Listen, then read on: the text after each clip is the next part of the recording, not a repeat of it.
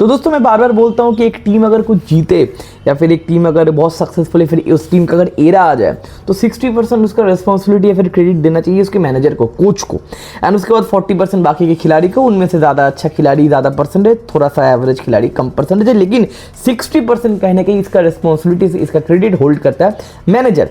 क्योंकि मुझे लगता है फुटबॉल में भैया मैनेजर एक साइंटिस्ट भी होता है, मतलब कहीं ना कहीं बहुत सारे मैनेजर बहुत सारे इन्वेंशन भी किए। इस वीडियो में हम लोग ऐसे 2 इन्वेंशन के बारे में बात करेंगे जो मॉडर्न फुटबॉल को पूरी तरीके से चेंज कर दिया, राइट। ऑब्वियसली हम लोग फुटबॉल देखते हैं एंजॉयमेंट के लिए, इट्स एंटरटेनिंग इंडस्ट्री, लेकिन यहाँ पे भैया साइंस लगता है, यहाँ पे भैया बहुत ज़्यादा दिमाग लगता है, और इसमें सबसे ज़्यादा हाथ है भैया एक कोच या फिर एक मैनेजर का। तो चलिए बात करते हैं, 2 स्टोरीज के बारे में बात करेंगे। वीडियो शुरू करने से पहले लाइक सब्सक्राइब वगैरह कर देना, आप लोग जानते हो। चलिए पहला स्टोरी के बारे में हम लोग बात करते हैं। हम लोग जाएंगे भैया 2013-14 सीजन में। या फाइनकिस भैया बायर्न म्यूनिख से भैया ट्रिबल उखाड़ चुका है, मारपीट करके आर्जेन रॉबिन ने भैया गोल मार दिया भाई वेम्बली में, एंड डॉर्टमुंड को हरा के 2-1 से यूसीएल वगैरह जीत चुके हैं। बथेरे से बहुत कुछ हो चुका है Bayern Munich on the top. और बायर्न म्यूनिख ले आया है भैया पेप गार्डियोला को अपने एरा को कंटिन्यू करने के लिए। पेप गार्डियोला जब आया तो कहीं ना कहीं position based football Pep Guardiola खिलाना चाहता है, 4-1-4-1 स्ट्रक्चर में पेप गार्डियोला खिलाना चाहता है। सारे प्लेयर्स उनके पास है, बथेरे से विंगर्स है, अटैकर है, अच्छे खासे सेंटर फॉरवर्ड है, डिफेंस में भी खतरनाक प्लेयर्स उनके पास है, एक बढ़िया मोमेंटम में टीम चल रहा है। अब लेकिन एक प्रॉब्लम हो गया। क्यों, क्या प्रॉब्लम हो गया कि पेप गार्डियोला को चाहिए भैया कंट्रोल। उसके लिए भैया मिडफील्ड में एक ऐसा खिलाड़ी चाहिए जो middle of the centre of the pitch में काम करेगा, जो पेप गार्डियोला के अंडर में बार्सिलोना में सर्जियो बुस्केट्स करता था। अब मिडफील्ड में खेलने के लिए, सेंटर रोल में खेलने के लिए, एंकरिंग रोल में खेलने के लिए उनके पास ऑप्शन था। पहला ऑप्शन था मेरे भाई जावी नहीं, JAVI, जो यफ हाइंकेस के टेनोर में जो एंकर रोल प्रोवाइड करता था। लेकिन पेप गार्डियोला आते हैं मेरे भाई और इसको भैया इंजरी लग जाता है 2 महीने के लिए बाहर। तो पेप गार्डियोला अप्रोच करते हैं ये काम करने के लिए बास्टियन श्वाइनस्टाइगर को। बास्टियन श्वाइनस्टाइगर कहने की या फ्रैंकेस के मिडफील्ड में एक इंजन थे, लेकिन ऑब्वियसली टेक्निकलिटी बास्टियन श्वाइनस्टाइगर के पास बहुत ज्यादा है। तो पेप गार्डियोला बोलते हैं आपको भैया थोड़ा सा स्विच करना पड़ेगा, थोड़ा टेम्पो डिक्टेट करना पड़ेगा, सेंटर बैक से बॉल लेना पड़ेगा। बास्टियन श्वाइनस्टाइगर बोले ठीक है कर लूंगा, कोई बात नहीं। लेकिन प्रॉब्लम क्या हुआ, फिर से बास्टियन श्वाइनस्टाइगर को भैया एक एंकल इंजरी लग गया, वो भी 15-20 दिन के लिए भैया बाहर हो गया। पेप गार्डियोला का दिमाग फिर गया। उसके बाद तीसरा ऑप्शन या फिर उसी समर में वो बार्सिलोना से थियागो अल्कांतरा को लेके आया था अपने साथ बायर्न म्यूनिख में। चलो भैया जिंदगी बदलना है तो भैया मेरे साथ आ जाओ, बायर्न म्यूनिख में एक साथ मिलकर काम करेंगे। तो भैया पेप गार्डियोला गया थियागो अल्कांतरा के पास कि भैया 2 मिडफील्डर मेरे चले गए, तेरे को कुछ करना पड़ेगा, तू मेरा बच्चा है, बार्सिलोना से आया है, तेरे को एंकर रोल प्ले करना पड़ेगा, तेरे को सिंगल पिवट वाला रोल प्ले करना पड़ेगा, तेरे को सेंटर बैक से बॉल लेना पड़ेगा, डिक्टेट करना पड़ेगा मिडफील्ड को। थियागो अल्कांतरा ने बोला जी हुजूर कर लेंगे, लेकिन भाग्य इतना खराब है उसको ही भैया एंकल फिर ग्रोन इंजरी लग गया, वो भी भैया 15-20 मैच के लिए बाहर हो गया। अब भैया पेप गार्डियोला का जो टकला दिमाग है वो फट गया कि भैया 3 बड़े मिडफील्डर जिसको मैं खिलाना चाहता हूं उसको सारे लोग भैया 2-3 महीने के लिए बाहर हो चुके, और वो जो सिंगल पिवट का रोल है मेरे भाई, मैं एरा गरा नथु करा किसी को दे नहीं सकता, मुझे चाहिए control, because he is very much possessed about their control position. Pep Guardiola को पोजीशन चाहिए और पोजीशन के लिए मिडफील्ड चाहिए, और कहने के वो स्ट्रक्चर चेंज करने के लिए तैयार नहीं थे। अब लेकिन पेप गार्डियोला के पास एक भी मिडफील्डर बचा नहीं था, और भी 2-3 मिडफील्डर थे लेकिन वो टेम्पो डिक्टेट नहीं कर सकते, वो टेक्निकल सुपीरियर प्लेयर नहीं थे। तो भैया दिमाग भाई पेप गार्डियोला का खराब हो गया कि टेक्निकल प्लेयर मेरे को मिलेगा तो मिलेगा कैसे। तो बायर्न म्यूनिख का बताओ, स्क्वाड बताओ या फिर एकेडमी बताओ, ढूंढने लगे। ढूंढ के भैया पेप गार्डियोला के दिमाग में एक चीज हिट हुआ कि भैया इस मिडफील्ड में फिर ये रोल प्ले करने के लिए मुझे बहुत ज़्यादा एक हाई आईक्यू वाले, फिर टेक्निकली सुपीरियर वाले खिलाड़ी का दरकार है। तो उन्होंने अप्रोच किया तब के बायर्न म्यूनिख के राइट बैक फिलिप लाम को। अब फिलिप लाम को बोला अगर जिंदगी बदलना है तो भैया मेरा प्लान सुन ले। फिलिप लाम ने प्लान सुना। फिलिप लाम बोला कि भैया मैं 5 फुट 7 इंच का हूँ, कहने की मिडफील्ड में ना आपके पास स्पेस नहीं होता, विंग में ना आपके पास स्पेस होता है, तो अगर छोटे मोटे खिलाड़ी हो तो चल जाएगा आपका, लेकिन मिडफील्ड होता स्टैग, मिडफील्ड में थोड़ा फिजिकली बुली करने के लिए लोग आपके पास आते हैं, डिफेंसिवली आपको शील्ड प्रोवाइड करना है, बॉल को गार्ड करना है, तो मिनिमम आपके पास एक हाइट, मिनिमम आपके पास एक मसल पावर होना चाहिए।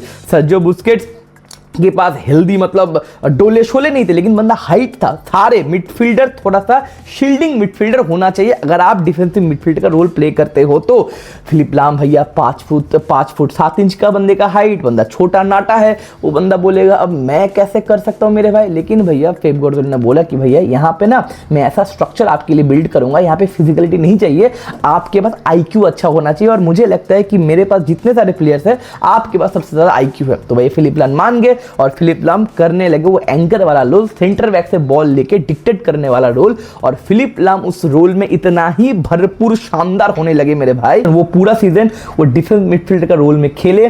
92% से ज्यादा बंदे का पासिंग एक्यूरेसी था। बंदा बॉल लेगा, 4-5 बंदे को स्कैन करेगा, डिक्टेट करेगा, लाइन ब्रेकिंग पास करेगा, और इस तरीके से ऐसा बेहतरीन गेम शुरू हो गया फिलिप लाम पेप गार्डियोला के अंडर में। जब बास्टिन श्वाइनस्टाइगर बताओ, थियागो अल्कांतारा बताओ, जावी मार्टिनेज वापस आए, तब भी वो रोल पे वो फिलिप लाम को 2013-14 का पूरा सीजन खिलाए। और रिकॉर्ड की अगर बात बोले, ये तो भाई एप्लीकेशन हो गया। अब रिजल्ट क्या निकला? रिजल्ट ये निकला मेरे भाई, 19 मैच बायर्न म्यूनिख बुंडेसलीगा में विनिंग स्ट्रीक पे चले गए थे, एक भी मैच ड्रॉ भी नहीं हुआ था, और टोटल मिला के 52 मैच का एक अनबीटन स्ट्रीक था इस फिलिप लाम या फिर पेप गार्डियोला के अंडर में।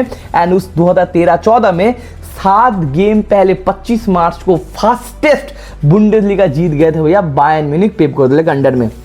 अब इतना ही ये रोल खतरनाक हो गया मेरे भाई, अगले समर में जब जावी अलोंसो आया, जावी अलोंसो डिक्टेटर है मेरे भाई, नंबर 6 खेल सकता है। जावी अलोंसो जब आया तब फिलिप लाम को पेप गार्डियोला ने राइट बैक नहीं खिलाया, अलोंग साइड जावी अलोंसो खिलाया।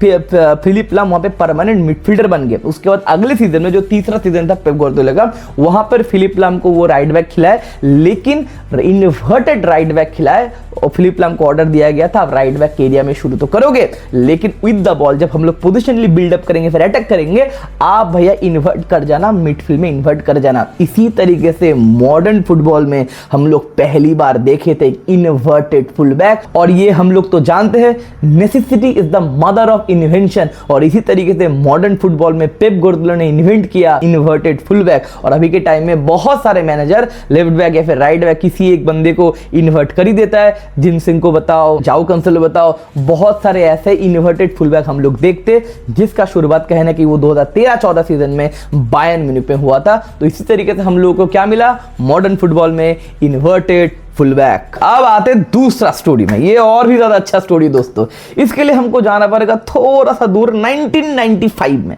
1995 या 98 तक ये 3 साल रसिया में एक नंबर 10 खेल रहा था, दुबला पतला नंबर 10, IQ अच्छा है लेकिन थोड़ा दुबला पतला है। उसका नाम था आंद्रे पिर्लो।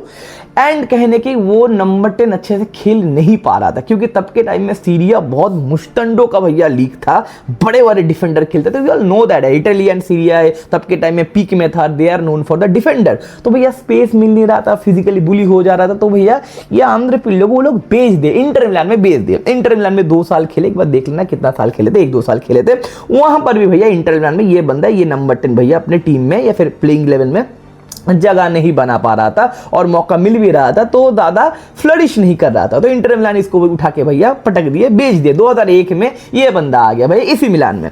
अब एसी मिलान का मैनेजर थे कार्लो अंचेलोत्ती, द डॉन चाचा कार्लो अंचेलोत्ती। अब कार्लो अंचेलोत्ती इसका ट्रेनिंग देखते हैं, और ट्रेनिंग देख के बहुत ज्यादा इंप्रेस होते हैं, और कार्लो सोचते कि इसको भैया बड़ा प्लेयर कैसे बनाया जाए। बंदे के पास टेक्निक, IQ, विजन खतरनाक है, पासिंग एक्यूरेसी जबरदस्त है, लेकिन इस बंदे को भैया नंबर 10 खिलाया नहीं जा सकता, क्योंकि इसका फिजिकल अपीयरेंस उतना अच्छा नहीं है, तो सीरिया में अच्छे से डोमिनेट हो जाता है। और मेरे पास बहुत ज्यादा अटैकिंग एबिलिटी है, कहने की एसी मिलान के पास तब के टाइम में कार्लो अंचेलोत्ती के पास बहुत ज्यादा नंबर 10 थे। देयर वाज रिवाल्डो, रूई कोस्टा, काका। तो ये बंदा तो त्रिकोस्टा नहीं हो सकता, नंबर 10 नहीं हो सकता, तो इसलिए आंद्रे पिर्लो को बेंच करने लग गए। उसके बाद आंद्रे पिर्लो एक दिन भैया कार्लो अंचेलोत्ती को अप्रोच किए कि भाई मैं खेलना चाहता हूं, मैं मिडफील्ड में खेलना चाहता हूं, खिलाओ मेरे को भैया, मैं बेंच में बैठ बैठ के मैं सूख गया हूं।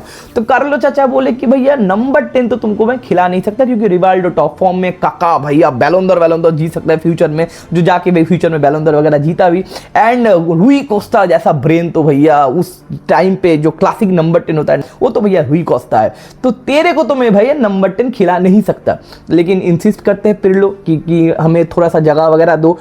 तो कार्लो अंचेलोत्ती बोलते हैं या फिर सोचते कि 4-4-2 स्ट्रक्चर में जो हम लोग खेलते वहां पर तो ये बंदे का जगह तो गारंटी नहीं हो सकता। तो कार्लो अंचेलोत्ती 21st सेंचुरी में दिमाग लगा के एक अलग स्ट्रक्चर या फिर एक अलग फॉर्मेशन तैयार करते हैं। उस फॉर्मेशन का नाम है मेरे भाई 4-3-2-1।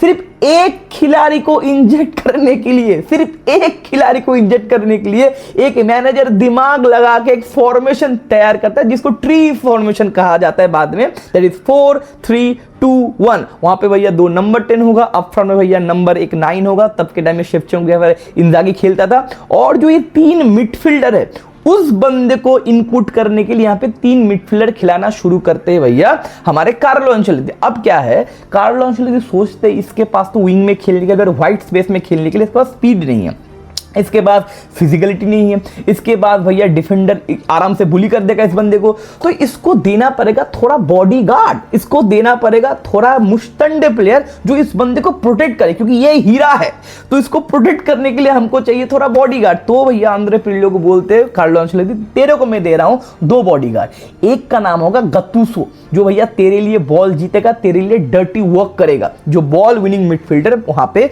आंद्रे पिर्लो के बाजू में फिट किए। और उसके बाद जो सेकंड मिडफील्डर होगा या फिर तीसरा मिडफील्डर होगा, 3 मिडफील्डर के सिस्टम में वहां पे एक बॉल कैरियर या फिर एक इंटेलिजेंट मिडफील्डर होगा, जहां जो बंदा बॉल कैरी थोड़ा बहुत करेगा या फिर बॉल रिसाइकिल करके तेरे को देगा, उसका नाम होगा क्लेरेंस सीडॉर्फ। वहां पे एम्ब्रोसिनी बोल के एक मिडफील्डर था जो रोटेशन पॉलिसी में काम करता था, मिडफील्ड का थोड़ा इंजन वगैरह काम करता था, लेकिन इस बंदे को बोला गया कि तू भैया फ्रीली अपना पास कर सकता है, तेरे को भैया कोई प्रेस करने के लिए नहीं आएगा, और प्रेस करेगा तो भैया बीट कर देगा, क्योंकि तू तो भैया बढ़िया प्रेस रेजिस्टेंट है, मेहनत तेरे को नहीं करना पड़ेगा, ग्रास तेरे को कवर नहीं करना पड़ेगा, तू भैया सेंटर बैक से बॉल लेगा, डिक्टेट करेगा टेम्पो को और लाइन ब्रेकिंग पासेस करेगा, 40 यार्ड 50 यार्ड 1000 यार्ड का पास करेगा, तेरे को दिया खुला छूट, जी ले अपनी जिंदगी। अब उसके बाद आंद्रे पिर्लो ने जो जिंदगी जिया मेरे भाई, एसी मिलान के हर एक फैंस को तब के टाइम में याद है, कार्लो अंचेलोत्ती को तब के टाइम में याद है क्या जिंदगी जिया था, और यही बंदा हो गया उस मिडफील्ड का सेंटर पॉइंट जहां से भैया क्रिएट या फिर अटैक स्टार्ट होता था। और ये इसका फायदा 3 लोगों को मिला। पहला, कार्लो अंचेलोत्ती, वो बन गए एसी मिलान का one of the most successful manager. 2003 2007 2 bar UCL जीते एसी मिलान से, एक बार एसी मिलान फाइनल में भी हार गया था लिवरपूल के साथ, नहीं तो 3 यूसीएल वगैरह हो जाते, तो मोस्ट सक्सेसफुल टेनर या फिर एरा एसी मिलान का क्रिएट कर दिए कार्लो अंचेलोत्ती। दूसरा बेनिफिट हुआ मेरे भाई काका एंड शेवचेंको जैसे खिलाड़ी को, इतना सक्सेसफुल एसी मिलान का टेनर हो गया कि उनको मिला भैया अपना एक एक करके पहला बैलन d'Or। और तीसरा फायदा हुआ ये फुटबॉलिंग वर्ल्ड को मिला 21st सेंचुरी का मॉडर्न फुटबॉल का पहला रजिस्टा।